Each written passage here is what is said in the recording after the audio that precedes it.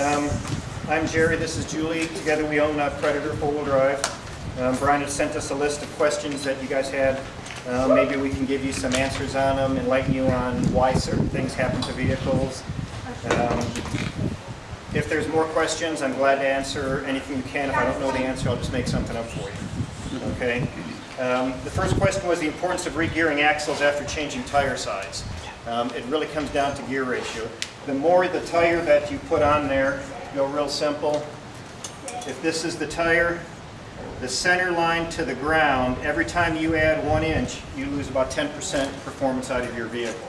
So the more that you raise the tire size, the more performance you're going to lose out of your vehicle. The difference being, if you've got a 5-speed, you'll be running around, you won't be using the overdrive. You'll be downshifting every time you hit a gopher or go up any kind of slow grade on it. So gearing with the capabilities now, the general consensus is gear the differential for the tire size that you're running. You'll always have a little bit of a choice, say between a 456 or a 488. Automatics tend to go deeper because of they don't have the holdback power, and they usually suck up a little bit of power on it. Whether you drive a lot on the highway or a lot in town, what your plans are makes a difference whether you go to the deeper gear ratio. The advantages of a deeper gear ratio are you have lower gears when you're off-road. The downside is you're going to cost yourself mileage when you're on the road. So if you do a lot of highway driving, you're going to pay for it.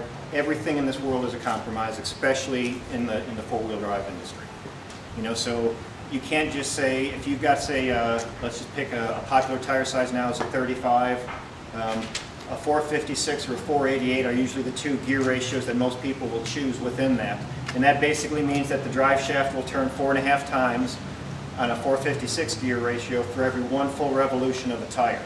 And it'll turn almost 5 times on a 488. It doesn't sound like a lot, but you're somewhere in the 8% range between the 2 different gear ratios. What it costs you if you were to just arbitrarily say, I want to run a smaller 33-inch tire, and I'm going to run a 488, is you will not be able to go down the highway at 75 miles an hour. So for your case, if you had that done running from Washington, D.C., your motor would have been screaming the whole way without getting you any more performance out of it. It was on a trailer, so. Okay. So it probably ran pretty good and got good mileage too. But to give you an example, my Jeep, which is the one on the ramp, I had the exact same setup you see right now with 456s, with a Dana 44 on the back and a Dana 30 up front, and I couldn't pull Monument Hill in 5th gear. I had to go to 4th, and even then I couldn't maintain 75 miles an hour going up the hill. I could maintain 65 or 60 by the time I get to the top of it, so I was always reaching for more gears. Monarch Pass, was 3rd gear to get up Monarch Pass. I've now got 60s for axles, but 488s, same tire size, and I can pull Monument Hill in 5th gear at 55. I'm in at 75, and when we went down to Uray over the 4th of July, I was able to pull Monarch Pass in 4th gear. So there's another downside. I've got 488s and 33s in mine, got automatic transmission. 80 miles an hour, the government kicks in instead of 93. So. Yeah, and you probably know you can put a chip in to override the. Yeah, I believe. Well, what vehicle do you have? I've got a 5 Wrangler. I believe Jet Chip will override the governor on it. Okay, I've got stage 1 Jet Chip in there now. I'm going to seem to do it. Is there a different chip that you got to use? I was pretty sure that Jet had it. If they're not doing it, it's possible that Hypertech, a lot of the companies will allow you to override the governors on them nowadays. It's real popular to do it so that they don't cut out on you. Fuel economy, needless to say, goes downhill right away with it. But what you might do is call and talk to Craig. He's more up to date on which ones are actually letting you override governors right now.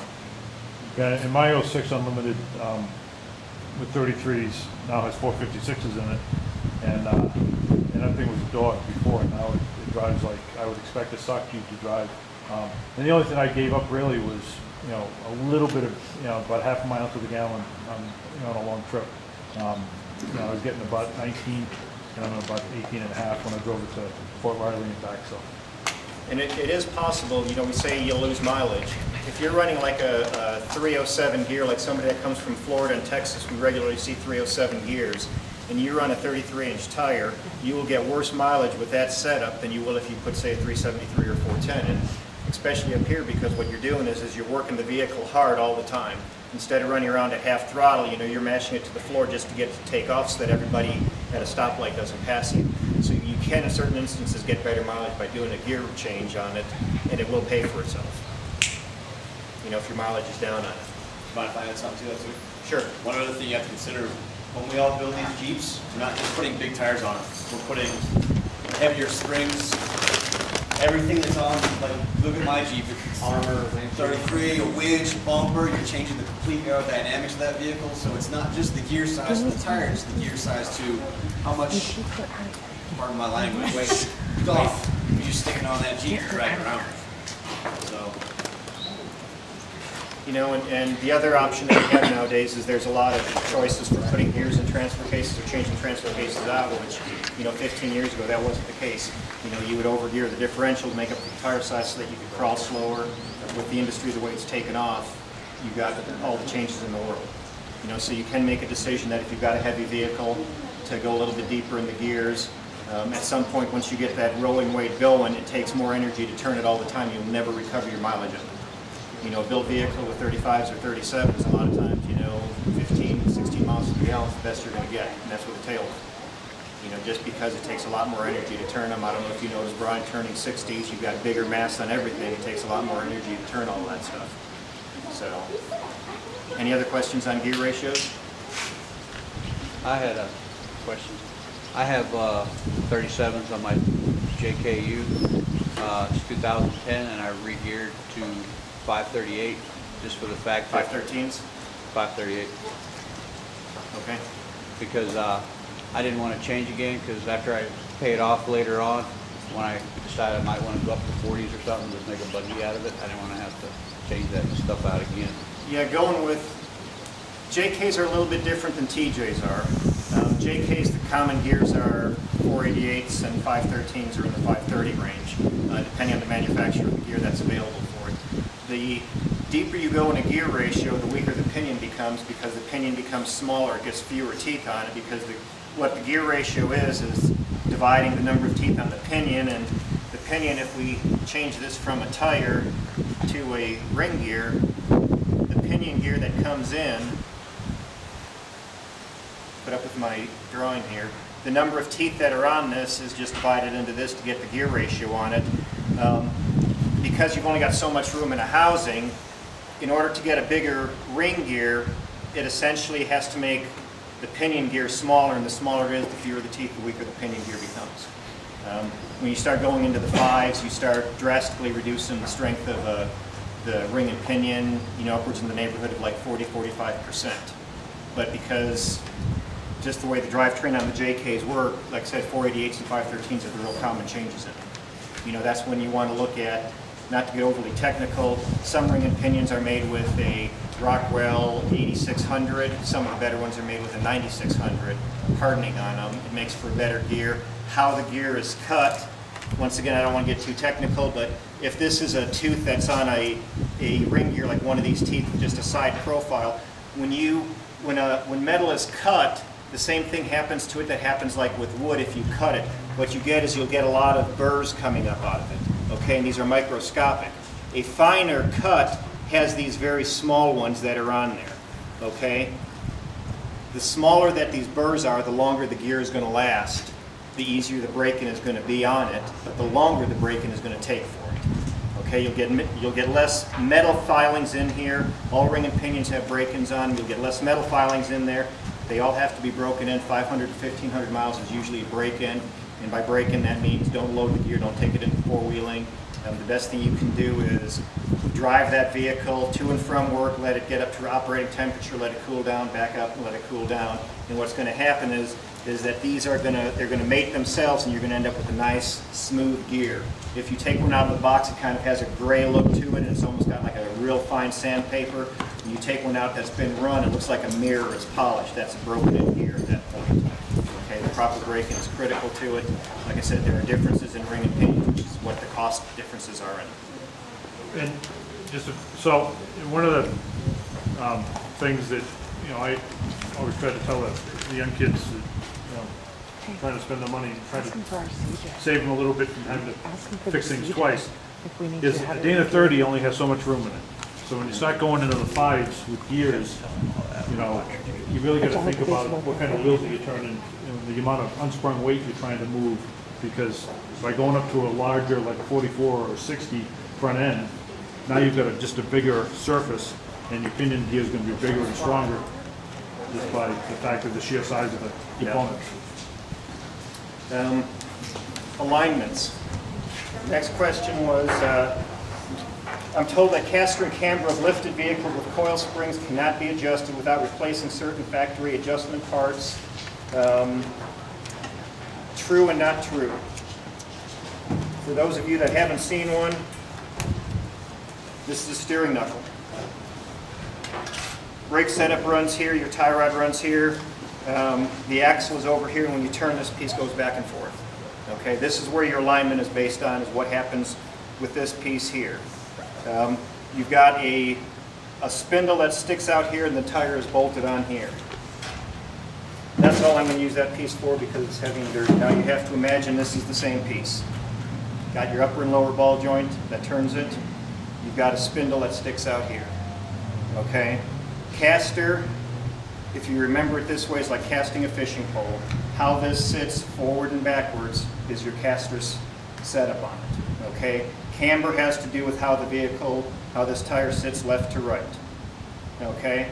And if this is set backwards like this, if I could get your help, just put a little bit of weight on.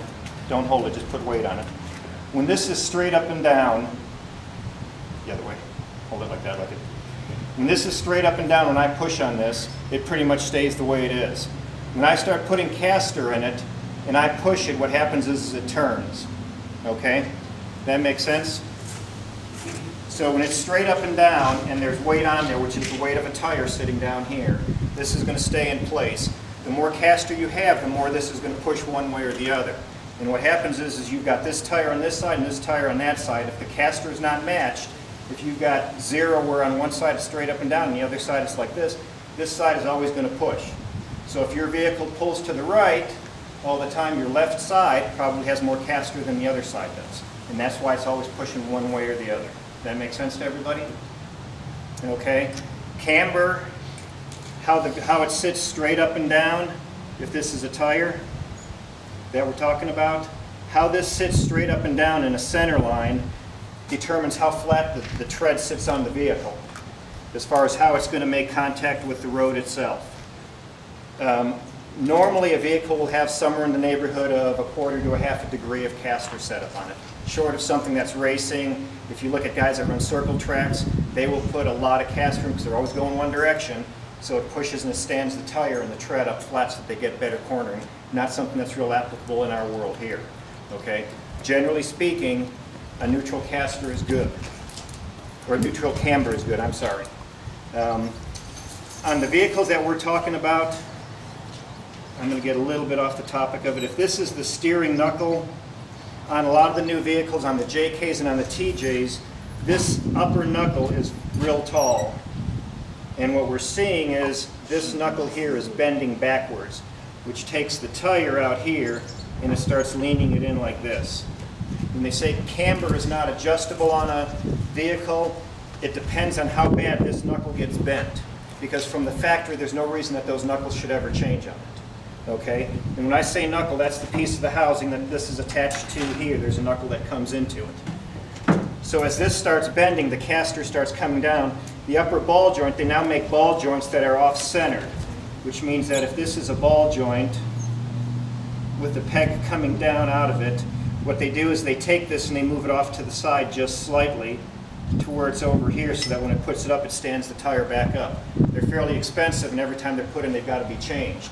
And what that does is, going back to our nifty tool here, is as the weight of the tire starts bending that knuckle this way, it takes the upper ball joint and just relocates it back into this position. Depending on how that piece is put in, it can also move this forward and backwards and fine-tune if you've got a problem with the caster itself. When you say that caster isn't adjustable, there's a couple of ways to do it. Going back to a tire, if this is our center line that runs through it, on a vehicle like TJ, you've got arms that run backwards that mount to brackets that are on the axle housing itself. A lot of them have adjustments on them, and you can screw that adjustment forward and backwards, and that'll actually take and push the bottom of the tire forward and backwards on it, so you can adjust the caster on it. Most modified vehicles, at some point, you're going to have to do something like that too. Where you run into issues is something that's got a leaf spring on it. It becomes much, much harder to do that without complicating it. As you start putting shims in it, it starts affecting your alignment. It starts affecting the handling that's going on it too, because like a motorcycle, for anybody that runs motorcycles, forks of a bike always come down like this, so that when the tire is sitting here, it's actually running a center line that runs this direction, so you're always running with positive caster in so that it follows down the road. On a four-wheel drive, if you take that center line, which say if this is neutral, generally speaking you want somewhere around 3 degrees off of that center so that it'll handle well. If you put a leaf spring vehicle that has a shackle on it, and if somebody needs explanations on this, I hope you're just going to yell out. If you put a longer shackle on it, what you do here is you start taking this and you start standing it up, because all you're doing is changing this position over here. This is staying the same. And that's why vehicles, while longer shackles are inexpensive lifts, they cause havoc with your steering on the vehicle. And the only way to get it back, it complicates it, is you start putting shims underneath here to correct how that runs, and then it causes problems with your drive shaft. So it comes down to you constantly run into problems when you try to make two wrongs make a right. Anybody got any questions on that? I know it's probably more technical than most people want to know about. No, I'm learning something. Okay, I was the one that asked the question about that question. The caster and camber? Right. Camber I can understand. It can change based on the condition of the equipment. The caster, they told me, couldn't be adjusted unless I changed the eccentrics that were in there. Camber can't be adjusted. Camber, Camber is how the tire sits left and right on the vehicle. As you look straight down the side of the vehicle, whether the top of the tire is leaning in or out is camber. The caster, Caster is how it sits forward and and backwards that could be adjusted by adjusting the control arms, by adjusting a control arm. twist or move the axle in a certain direction. Correct. They tell me they couldn't adjust that until I got aftermarket parts to replace the eccentric adjustment nut or bolt or whatever was in there. You still have your factory control arms, Bob? I do. And what year was yours again? 05. That's true. The earlier TJs, they came with what they called was a D-bolt. It had a washer on it that had a bolt that was offset that was a D on it, and as you rotated it, it would take that washer and it would turn it like an eccentric. And it was in a bracket that had two pieces that were kind of welded like that, and in doing that, it would, when you rotated that, it would rotate that arm forward and backwards. And that would be the least expensive way to change yours, is by putting that D-bolt design in there, because your lower brackets should already have these pieces on them. Chrysler stopped doing it, I want to say, in early 2000, putting those adjustments on the vehicle itself. I've seen mine. I've got that adjustment on. Then they should have been able to adjust it. They told me they can't adjust it until I change it and get aftermarket. So, I don't know if anybody Is your vehicle here? It is. We'll take a look at it later and I'll tell you if I think it might it... be because I've got Skid Row skid plates on the lower controller. I think they just didn't want to do it because they wanted to. The skid plate shouldn't make any difference on the adjustment on it. Yeah, because you still get a wrench in there.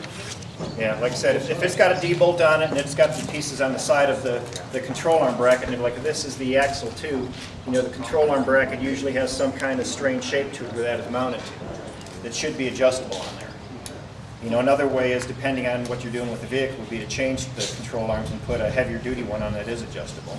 But generally, you're looking in the $200 range for putting an adjustable control arm on it. Mine you can control arms anyway, mine are all done. And if you put those on, you can get ones that are easily adjustable by anybody. One other thing on alignments that's real important, when especially when you start putting tires and different wheels on. If we go back to, sorry that you guys got put up with my artistic ability here, but pretty good. It's better than what I could draw. Nope, this is the differential, but it was a good guess. Okay, the steering knuckle would be out here again. This would be the steering knuckle, okay? And then you've got ball joints that are mounted in here and in here.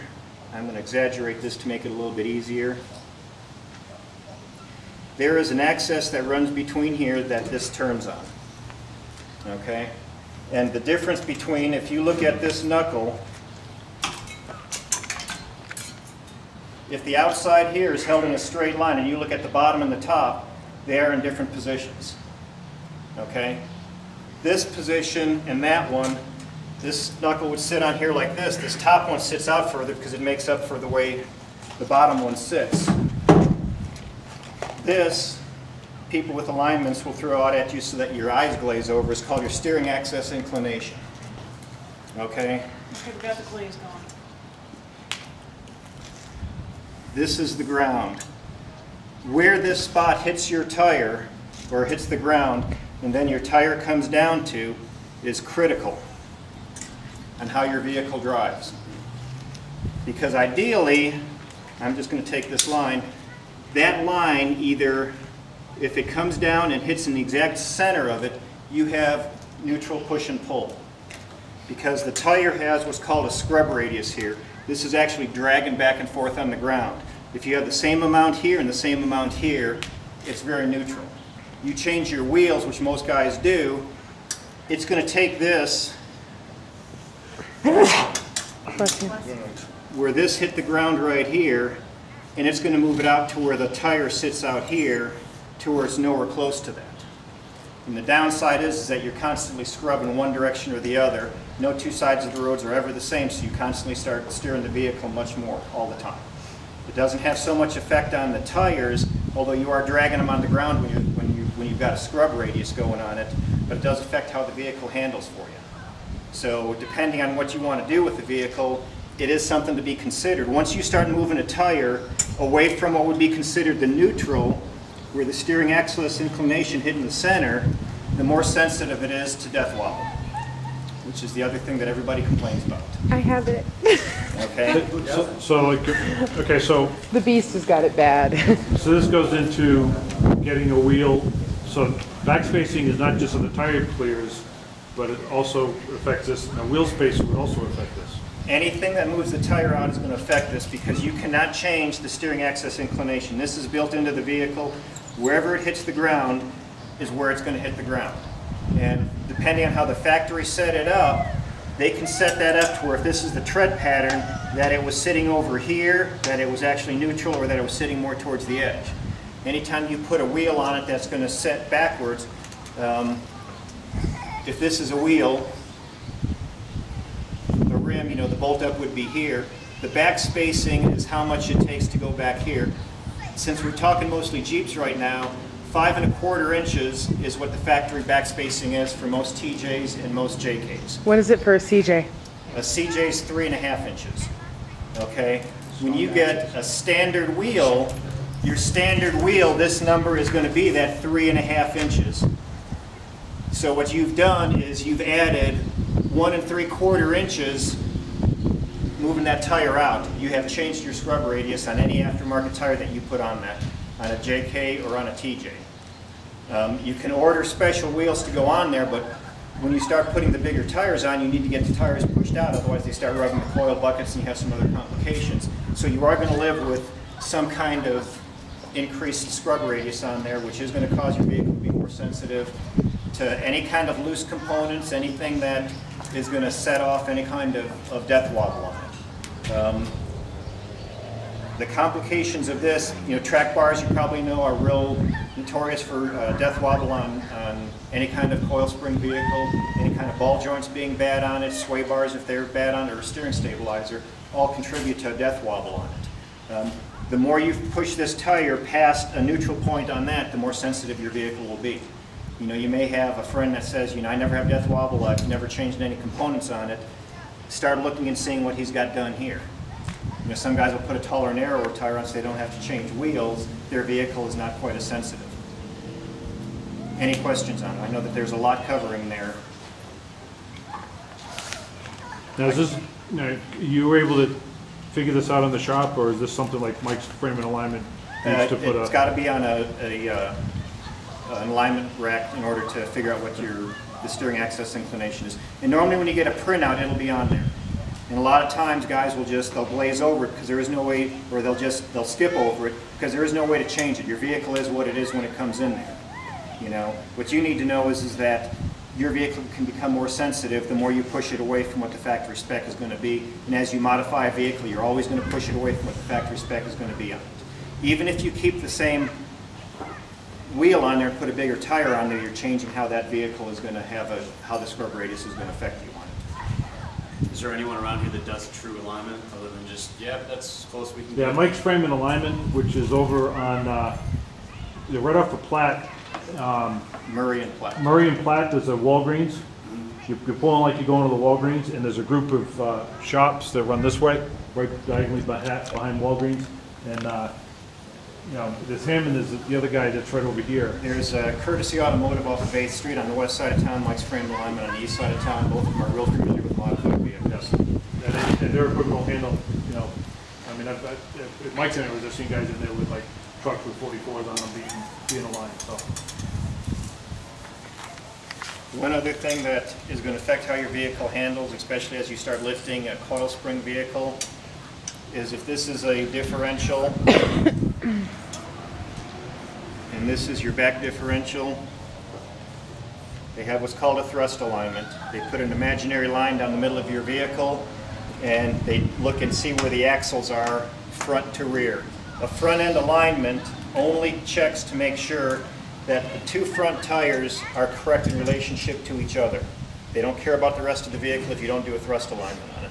So you could literally have a front axle off by an inch on one side, how it tracks the back axle, and the vehicle will go down the road sideways. And you will get wear on your tires because on the rack it assumes that it's going to go down the road straight, but once you put the back axle into play with it, it's going to make that dog leg, and it'll still cause your tires to wear. You could bring it back 10 times and they will say, your front axle is in alignment, I've got the paper to prove it, the paper will print out and it will be correct.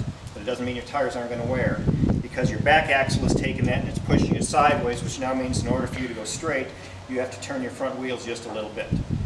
And what they'll do is they'll center your steering wheel so that your steering wheel is centered, but it doesn't mean that your tires aren't turned a little bit going down the road and they're scrubbing a little bit as they go down the road the whole time.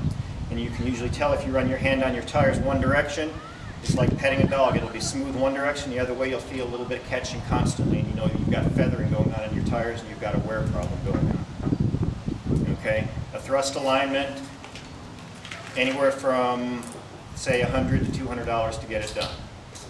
Unless you change a component, there's no reason that you should have it done more than once. You know, changing meaning damaging it or something else. And you can have a thrust alignment done on leaf spring vehicles as well as control arm vehicles. A vehicle like Brian's, once that everything is changed out on it, it's mandatory that you have a thrust alignment done on it in order to make sure that the axles are true sitting underneath the vehicle. If you add any kind of lift to, like if Brian were to say, gee, my front end is sitting down a little bit, I'm going to throw 3/4 inch spacers underneath it. What that's going to do is it's going to pull his axle one way just a little bit, and now his thrust alignment is going to be off again. Any kind of change in height changes how that vehicle sits with the coil spring suspension, because it has a track bar that runs from the side of the axle to the frame on it. And anytime the ride height changes, because you've got a rod like this, as the ride height, which is the weight up here, changes, what it does is it pushes the axle one direction or the other. Generally speaking, track bars are opposing. The front one will go from the left to right, the back one will go right to left on a vehicle. Any questions? More than you want to know? Drinking from a hot fire hydrant, we're good. No, you just said that could be corrected, so that was my one question. It can be corrected with adjustable track arm or track bars on it.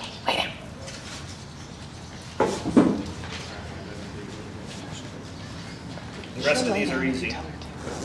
She'll lay down. We've talked about the shops that could align it. There are probably other shops that'll do it. You know, ask how familiar they are with lifted vehicles. You know, if you ever have a question where we get people that will say, I just had my vehicle aligned, I still have problems going on with it, always bring the printout with you. Because the printout will say what it was before, what it was after. A lot of times they won't take the time to explain to you that your camber is bad, but because it can't be adjusted, they're like, yeah, you're stuck with it. There's always something that can be done to it to make it right. It's just a matter of how much money do you want to spend to make it right.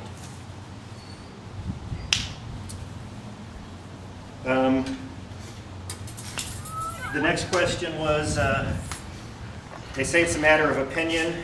I would like to know what optimum running length and width of an off-road vehicle, basically that performs best to get over the rocks. CJ. I can tell you from years of experience CJ. that whatever I'm driving is the best one to have. Okay? What you'll find is, if you have something different, Is it a YJ? you will perform better than the other guy did on any given obstacle, and Is it then a he's YJ going to that asked the perform better on question? you. You know, back before changing wheelbases was the big thing, and building buggies and stuff like that. You know, the 93 inches was the gold standard. You know, CJ7s, Wranglers, Broncos, the older Broncos were all in the 92 to 93 inch wheelbase. You know, that's when obstacles like Double Whammy and Moab got their fame, was because it hit both of those axles at 93 inches at the exact same time. You know, those obstacles were nothing for a full-size Chevy. They could back up them, drive up them, whatever you wanted to do on them. So having something different in the area that you are is going to allow you to perform differently than the person next to you. But there is nothing that's unique. There's always going to be ramp over, which is basically how much ground clearance you have underneath the vehicle, and then approach angle and departure angle that are going to have an effect on you. And I can tell you that, you know, when I drove out here, in, other than putting 31-inch tires on it, my TJ at the time was stock. And I built it for Colorado wheeling.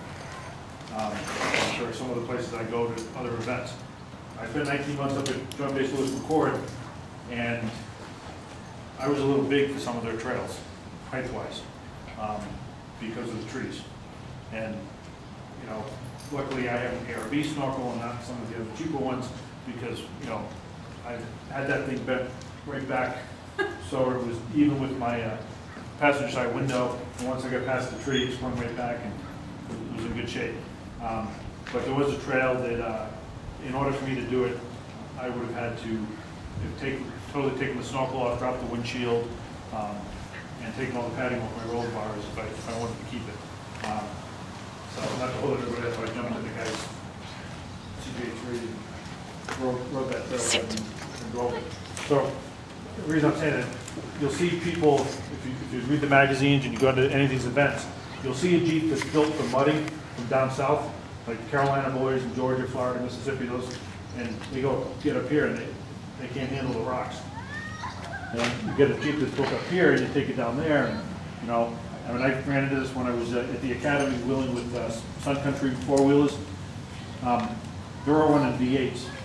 Why? Because they're in sand all the time. And they use the horsepower to get them through the sand. I couldn't keep up with them in 4-low, but I needed 4-low to keep going in the sand.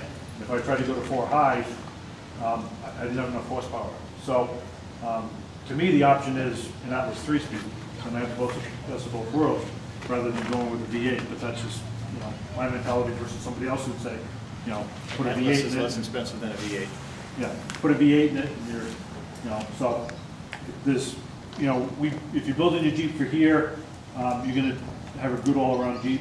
But, you know, if you have a Jeep that came from down south that was built for mudding, you get up here, it's not going to do so well. You know, and it could be something as simple as different set of tires, different gearing. The longer you go, the harder it is to turn also. We just did Camp MJ East, and it was all, you know, short wheelbase Jeeps, TJs, CJs, YBAs, and driving that limousine. Oh, there's a tree. Okay, we're good now. I can go down the trail now after everybody else.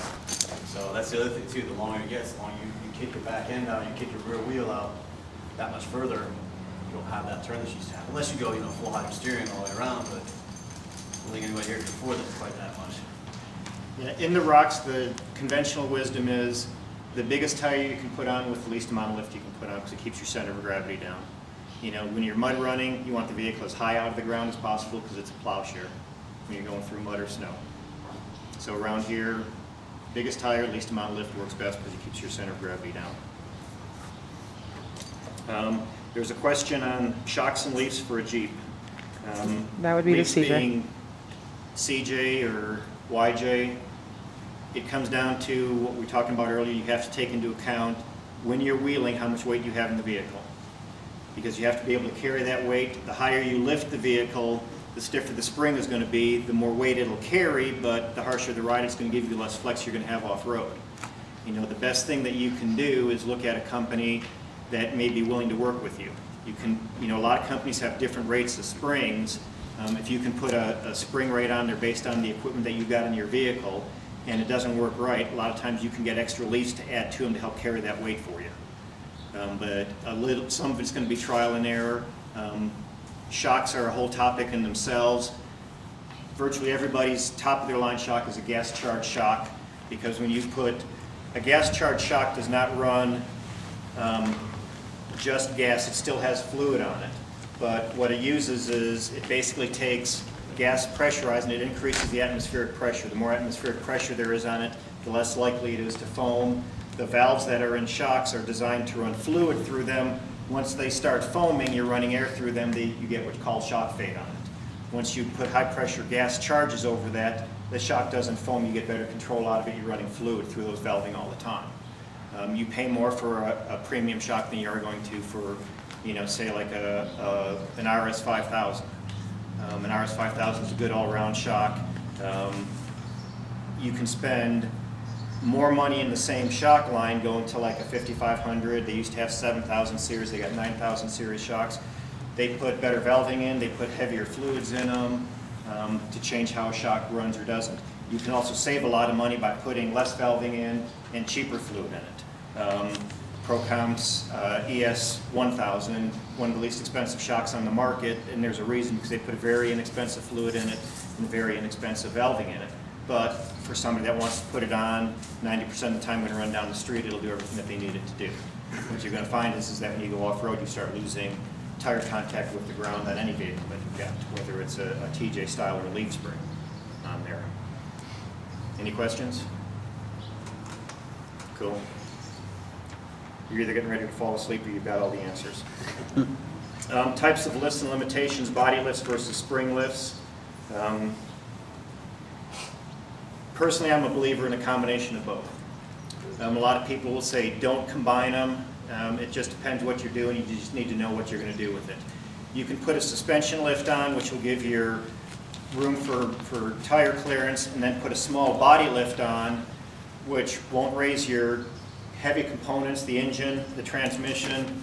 Once again, my drawing, if this is the frame of the vehicle, and you've got an engine that sits in here and a drivetrain that sits down this direction, okay? What you're doing is you're losing some ground clearance here because of the way the transfer case sits on the vehicle. A body lift will take the body, which is going to sit real tight onto this right now, the way they're built, and it's going to space it out to give you some room here. What that's going to allow you to do is take this engine and maybe make it sit a little flatter to where you have better ground clearance. If this is a tire back here and a tire here, this is your ramp over right here, how much room you've got to the ground. So you can actually increase it. A suspension lift does nothing to get this off from underneath the frame. A body lift allows you to make another modification that'll do it.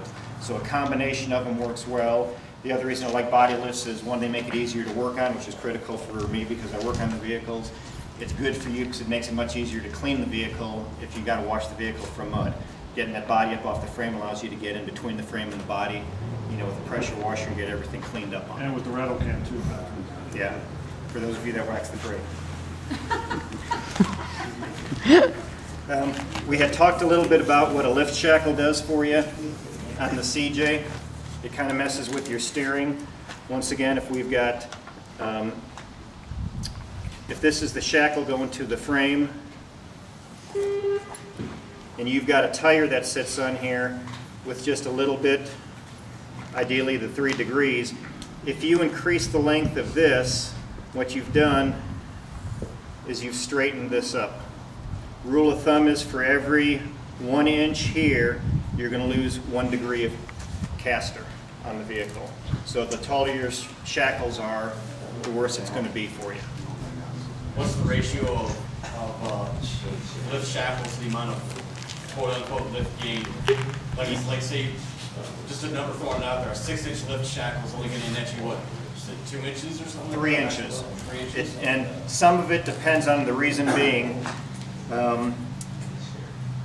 In this, getting rid of all our numbers and stuff here. When you put a shackle, if this is 3 inches right now, right here, and you've got a fender well to the Jeep right here, you're going to measure from here to the ground to get what your clearance is. When you add this and turn this into a 6-inch shackle, you get half of it here, because although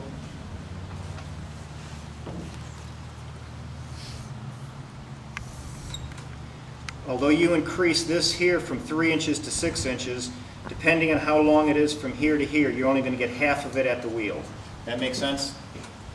So when you increase this 3 inches, it opens up. This opens up 6 inches. This part here is only going to open up 3 inches. That's why I say it depends how long your leaf spring is and where the axle is in relation. Obviously, if the axle sat right up here for some reason, if on a custom vehicle and you put a 6-inch shackle on, you're going to get a lot more actual tire clearance on it. Rule of thumb is you get half of the, most springs have what's called a center pin on them, which means that if this is the main leaf, that the hole in it is right towards the center, or it's just an inch one way or the other on it to get the best ride quality out of it. So rule of thumb, you get half of the lift of the length of the shackle that you put on it.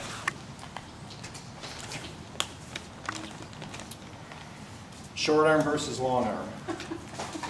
Did you have a question? Yeah, I know. Go ahead. On a for a shackle reversal kit, if you're doing a YJ or CJ or for whatever reason, taking that or reversing that shackle so that the shackle's behind the tire now, how much play is that going to affect your steering? That you've moved, you know, reverse the shackle. Okay, the reason. I know why the shackle's up front. It's there for a reason. But if it's, you're just building strictly, it's not going to see any road time. It's just going to be a trailer queen and hop on the back of the tow pig. That would be ours. If this is the forward direction on it, what most vehicles will have are opposing shackles. And you're right, there is a reason for it. If both shackles come this direction, what literally can happen is as the vehicle hits, you can get the shackles to collapse and the chassis of the vehicle, which would be, say, the axles themselves, can stop momentarily if you hit a pothole, and the frame and the body will still move forward because the suspension will move on you. Right, because the way it's rocking. Because they're both going to tend to, these will both tend to move the same direction at the same time. Right. Why do people do that? Because you get a softer ride and a more compliant ride at slow speeds. At high speeds, it's the opposite, it's worse. Because what you get is you get wagon steering out of it. You've got an axle that's running down the road, and once, like we said before, on the scrub radius, no two sides of the road are ever the same. So you hit a pothole on this side, this shackle goes backwards. What it's just done is it's turned your axle this direction. So now you have to steer it back again, overcompensate, and you're constantly doing that back and forth. So at higher speeds, a shackle reversal is detrimental to the handling of the vehicle. At lower speeds, depending on conditions again, it could be advantageous. The advantage of having it this direction is when you have a tire that sits here and you are driving and an obstacle hits it from this direction, it moves smoothly up and over the obstacle, whatever it is. When you have a shackle that is facing this direction and you hit it, what it has to do is you're hitting an obstacle with your tire that wants to move it this direction, but for this spring to get longer and that shackle to move, it's got to move forward, so it's got to increase impact going into the obstacle that you've just hit. So you get a harsher ride with it. Make sense? Does the boomerang shackle help with that effect of having a front No. No? The boomerang shackle That's the is rest from taking back. strictly just for clearance, or if, depending on what you do, is you can put, some of them will be used for anti-kickback on them, so that they don't flip backwards and hit the frames. But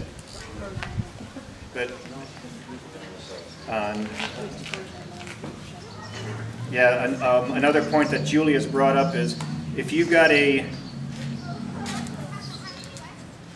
shackle here, when you reverse the shackle, what you end up doing is, back again to our caster on here, this piece here, what they'll do is they'll build a bracket usually that holds this in the same place as what it was before. Okay, to hold the leaf spring so that it doesn't change, so that your alignment doesn't change. And then this position will stay the same, and if your frame was here and it had the same bracket on it, what it'll do is a lot of times it'll move the shackle up into the frame and you'll drill a hole so that everything stays in the same place. And that makes it very simple to convert it. What you don't get out of this is now you've got a solid piece right here, and this is going to be your approach angle forever. When you have a shackle here, what you will find is as your front end goes up, is this shackle is going to come backwards, and it'll increase your approach angle off of your springs. So your springs, as your shackle sits this direction, and you've got a spring here, as you start going up in the air, this shackle will move backwards, and that'll give you a better approach angle with this forward-facing shackle. Once you do a shackle reversal, what you've got is what you've got for that. And that's why a lot of times you'll see guys run rollers on that, is to allow them to slide and glide them up rocks once they've done that. Any other questions on it?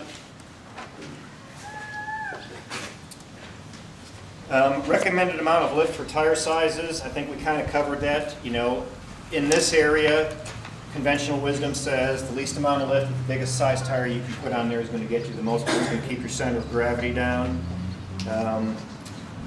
Shocks, my preference, the best money you can spend is on a good quality shock, because it's going to determine how that vehicle drives to and from the trails, how well it handles on the trails. The difference between a good quality shock is, say, $40. A great shock is going to be $80 to $100. It's probably the best money that you could spend is upgrading your shocks. One of the first changes most people do to a vehicle if they don't like the way it rides is to put a better handling shock on the vehicle. So don't cheap out on the shocks is what I'm saying. Wherever you buy them from, ask if they've got an upgraded shock. If you're in this industry, always try to buy something with a lifetime warranty on it, because you will be using it. You know, unless you're somebody that changes vehicles completely every 2 or 3 years. You know, with maybe with you guys getting shipped overseas and everything else that's going on, I don't know if a lot of times you keep the vehicles, you get rid of them. You try to get stuff that has a lifetime warranty on it, it'll pay for itself. You're going to pay maybe 20% more, and I don't care who you're buying it from. If it's a name brand, it may be 20% more than the cheapest part that's out there, but it'll have no questions asked warranty. We like TerraFlex and BDS. BDS has more of the leaf spring stuff. They don't care what goes wrong with it, they'll just replace it for you. Yeah, we've got TerraFlex is Rancheros the on same ours right way. now, and they suck. I'm sorry? We've got Rancheros, Ranchos. or Ranchos Rancho? on ours. Yeah. You don't like the ride quality on them? Well, we've got one that's got probably a bad O-ring or something on it. It keeps losing air real quick, and it's on the front. So you got 9,000s? Yep. Have you called our customer service? No. Have you gone back to where you got the shocks from? The gentleman we bought it from had put them on. Okay. You could She came probably built. call Rancho's customer service. They'll probably send you O-rings just as a customer service thing to say, here, put these on, see if it helps you at all Okay. on there. If you have the original receipt from the guy that you bought it from, if he was nice enough to give you all that No, stuff, it'll still carry unfortunately. warranty. Okay. But I'm sure I could probably get it from him. Okay. He works for Four Wheel Parts. You know, I would talk to him. You know, that's something that they should just have in stock and be able to hand to you Okay. to put on there. You know, unless there's a problem with the fitting that goes onto it or somewhere else. You know, it's just like, you know, if you're checking for a leak anywhere else, just take some Windex or something and start spraying it on stuff. You'll find out where the leak is, if it's actually at the shock or if it's maybe a line somewhere in between. Okay, is there a certain type of shock you would recommend? We're big fans of the gas charge shocks, like the Bilstein shocks. The advantage of a gas charged shock is that the shock that you've got now, do you have an inside controller on yours? Yes. Where you can turn the shocks up and down? Yes. Okay, so you have to turn a compressor on. You have to adjust the shock and say it rides better or not let air in or out of it to do it. A gas charged shock, what happens is, as that shock is running down the street, it's not moving all that much, so it stays relatively cool. As you start going off-road or on a gravel road, that shock starts cycling a lot. What happens is it starts heating up, because that's all the shock does, is it converts energy from the springs into heat and then dissipates the heat. Well, as that shock heats up, the gas heats up, and gas expands when it heats up, so it stiffens the shock for you constantly as you're driving down the road and your conditions get worse and worse and worse. So a high-pressure gas-charged shock or even a medium pressure will constantly adjust for you and it'll give you better ride quality. The number one thing that happens is when you're on a gravel road, when your tire goes from this bump to this bump, it is actually in the air. So when you're taking a corner, your vehicle will float off the side of the road. A gas-charged shock will eliminate 40 to 60% of that float because it tries to maintain an outward position all the time. Instead of being in the air here, it'll try to push this tire down through this to where you actually have better control of the direction that you're pushing it. And that's where a gas-charged shock will pay for itself the most noticeable. It's like the washboard runnable stage. You will get more control right there. You know, most people will describe if they've never had a gas-charged shock is that they feel like they're riding on air all of a sudden, or they went from a bi-ply tire to a radial tire. You know, it used to be when bi-plies were popular, everybody knew what that was. Now, you know, radials are pretty much state-of-the-art. You know, so nobody knows what they are anymore. We talked about the belly-up skid plates a little bit, about getting the drivetrain up. A lot of times you have to put a body lift on in order to push the engine and the transfer case up into the bodies, because with the technology now, you know, the bodies are fitting like they were thrown on there and bent around the transfer cases and the engines that they're around. Any other questions? On the bump stops, you talked about largest tire with the minimum amount of lift. If is extending or changing the style bump stop help that as far as controlling your upward travel? Well, it can. If you've got a piece of the frame that runs like this, and then you've got a coil spring that's coming down, and then you've got your axle tube that sits here with your tire on it. A bump stop, when you've got a tire that's out here somewhere, and then it's going to hit a fender that sits here, you can go from a bump stop that's right here to add something onto it to stop the last inch or so of up travel, as opposed to putting more lift on it. Once again, it's a compromise depending on what you want to do with the vehicle. You know, if you're putting a bump stop that's more than an inch tall on there, you probably need more lift because you're sacrificing performance of the vehicle by not letting the wheels travel an inch on there. If it's just barely rubbing and that really bothers you, or it's starting to actually do damage somewhere, a lot of times the tire will come up and it'll hit a fender line where it starts cutting the tire or siping it on you. You know, 1/2 inch, 3/4 of an inch, we don't really have any problem with that. Once you start getting into full inches, it's like, yeah, you probably either went too big in tires or you want to put a little bit more lift on the vehicle. Or change the tires? Or change fenders. There's always a solution with a liberal application of dollars. That's all. Yeah. Okay, well, while we're on the subject of springs, I ran into an interesting situation Saturday before last. My rear spring fell out twice on me. They did what now? Fell out. Yeah, you can do a couple of things. You can put a retaining clip on it to hold it in place, or you've got a shock that's giving you too much travel in the downward direction, which would make me question how much upward travel it has, unless you've done something to increase the lengths of the shocks on it. I've got aftermarket shocks that those things on. Yeah, you can only get so much movement in a shock. If you have a lot of down travel, which allows the spring to fall out, a lot of times you don't have enough up travel, it gives you a real harsh ride. You know, if you have a shock that has 10 inches of travel, ideally you want 5 of it down and 5 of it up. You know, when you multiply, you know, a shock is inboard, when you take the tire out here, that can equate to, you know, 2 foot of travel both directions. You know, once again, just like on any kind of angle that runs on there. If you're having springs falling out of it, you either need a retainer, like a J-hook of some kind on there to hold it in place, or look at how your shock is moving both directions, because it may not be moving one way or the other. 10 to 12 inches of travel on a shock is a lot of travel on a shock.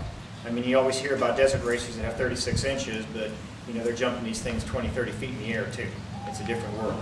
You know, in their shocks, are on the ground and you walk up next to the vehicle and you can lean on them like this, you know that the shock itself is 30 to 40 inches long just sitting there at static ride height too. But in most vehicles that are parked out here, if you get something that's got 10 or 12 inches of travel, you've got a lot of travel in that shock.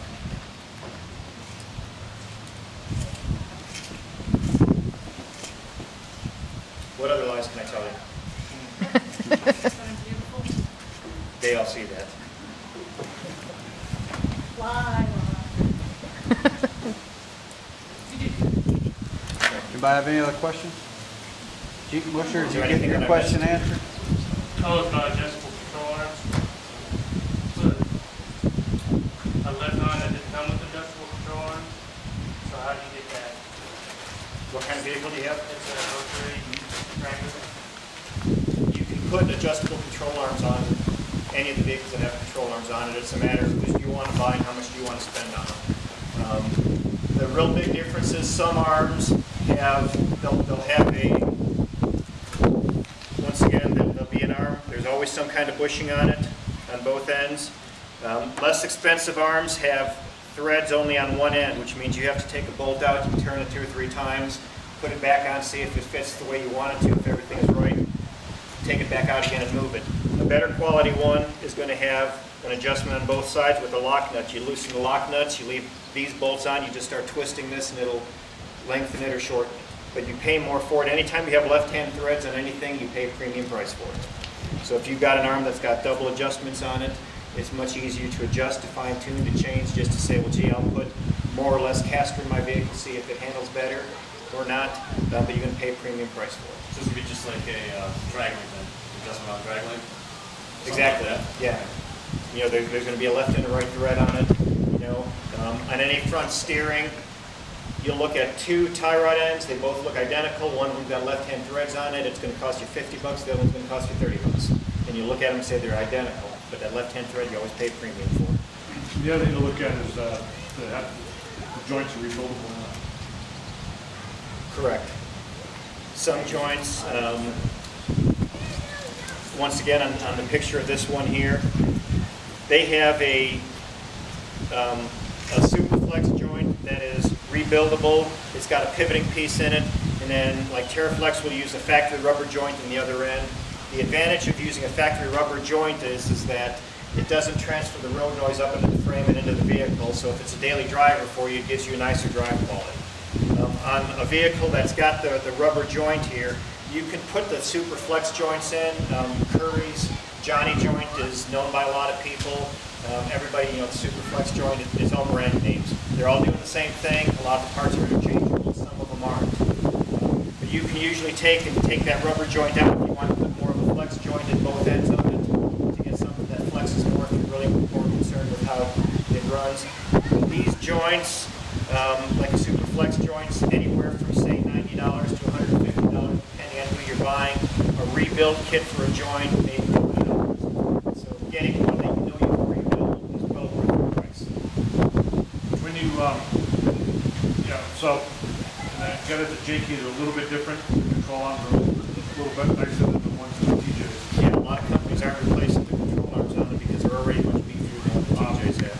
But is there a certain point where you're adding so much spring lift that the short arm limits you and you really need to look at the long arm, or? Absolutely. I can probably do this with. When a vehicle starts out, that control arm that we're talking about sits fairly flat. Okay, and as you start lifting the vehicle, what you're doing is you're pushing that arm down again. And much like the shackle, once this arm gets down enough, when you hit an obstacle, being a pothole in the road or a rock, it tends to push this straight up into the vehicle, which causes the frame of the vehicle to come up, which gives for a harsher ride.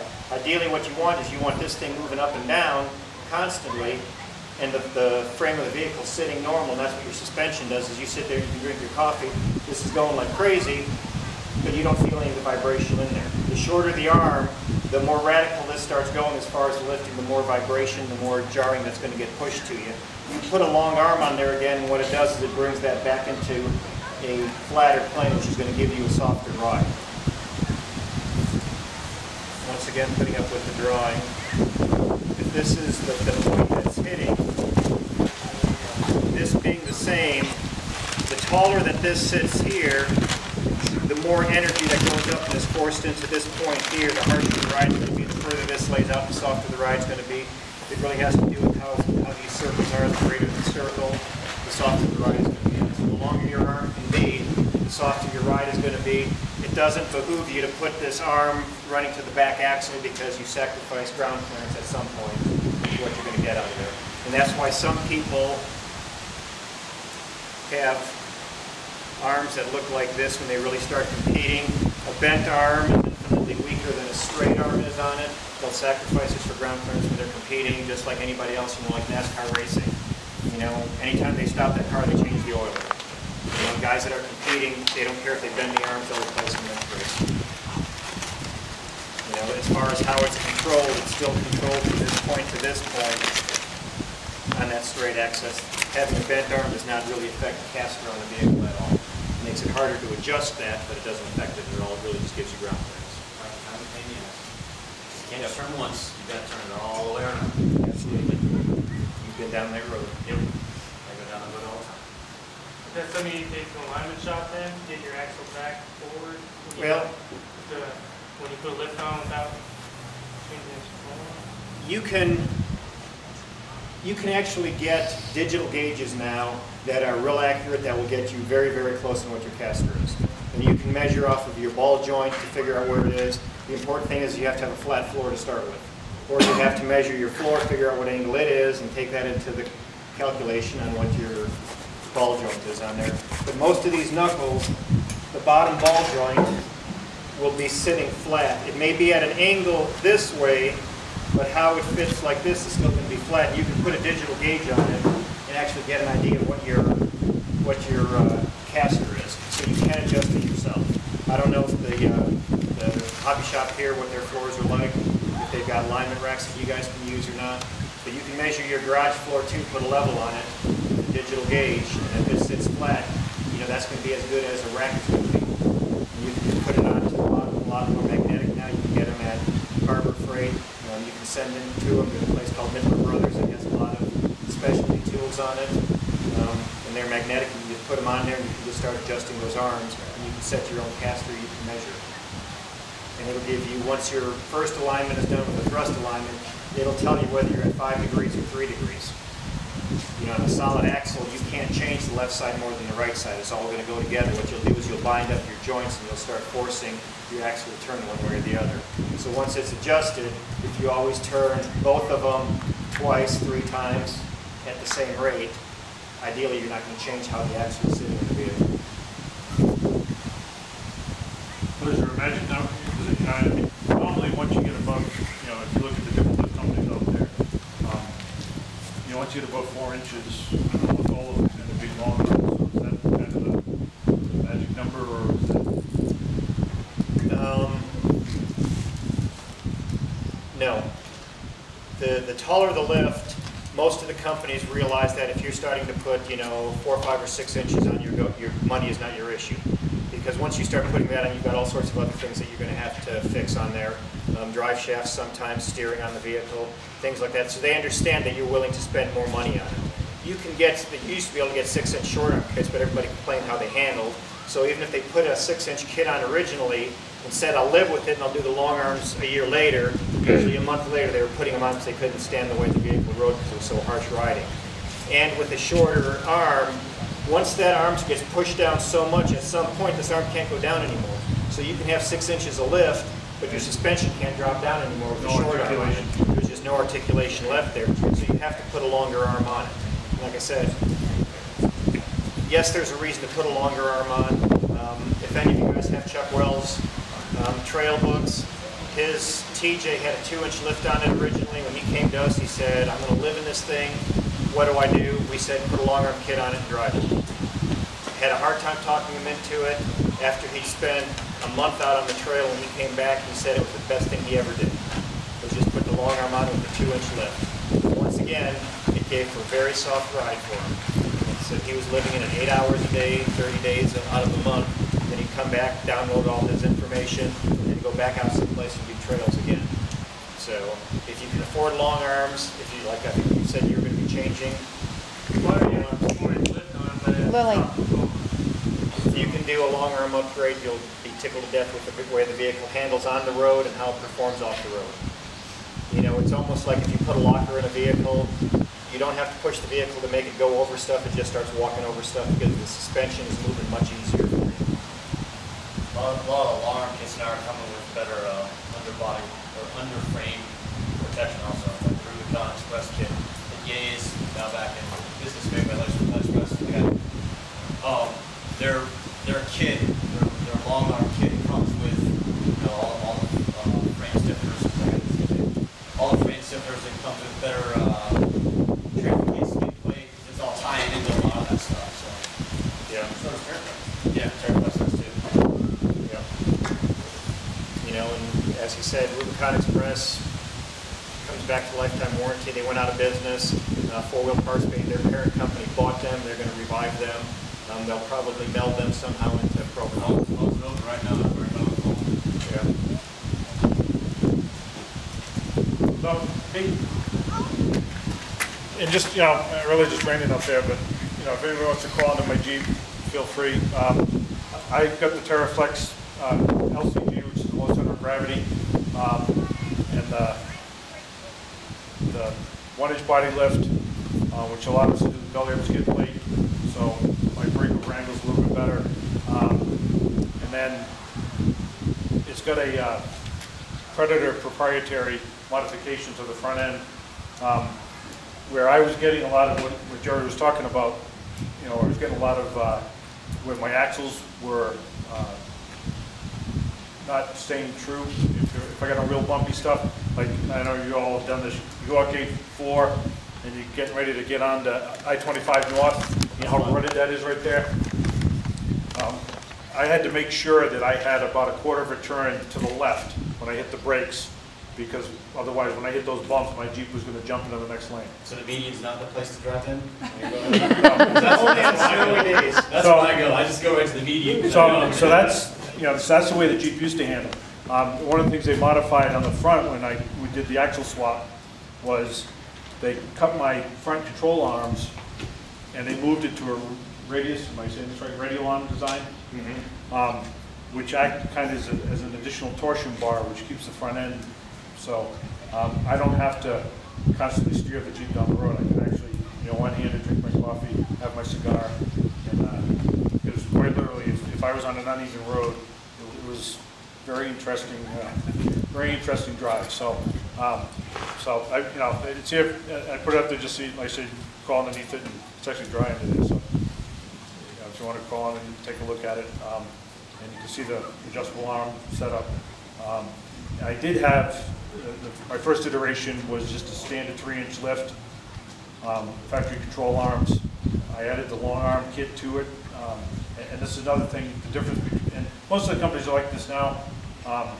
But it used to be, when they first came out with TerraFlex, was one of the few companies that actually had a modular design where you could buy, like a 3-inch standard lift, and they sold a long arm kit for that you could add on later on. And if you didn't have the $2,000 up front, but you had the $600 for the basic lift, you could do that, and then you could add to it. A lot of the other companies, Superlift, and a lot of the others have done the same thing now. But we went to a 3-inch, and then the long arms. I geared it for 35s, even though I was running 33s, because I knew I was going to go to 35s at one point. And then all we did when we added the 35s was put spring spacers in it. And then with the LCG, it's a 5-inch spring with a 1-inch body lift. I didn't have a body lift before that, so. And I can tell you it made a big difference in some of the stuff that I see guys get hung up on. It doesn't sound like a lot, but it's about 2 1/4 inches of clearance I have with the belly up that a stock TJ is not going to have. And sometimes that's all the difference in climbing over a rock versus getting hung up. So, 1/4 inch middle green vehicle with dead stop. You can catch the head of a bolt, it'll stop the whole vehicle. yeah. That's why you get the rounded bolts. Yeah.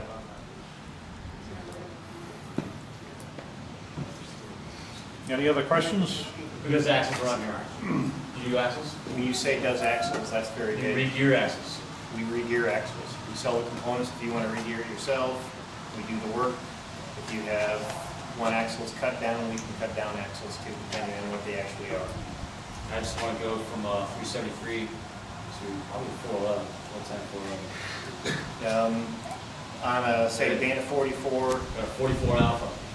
So I'm very specific in what I can get stuck into it.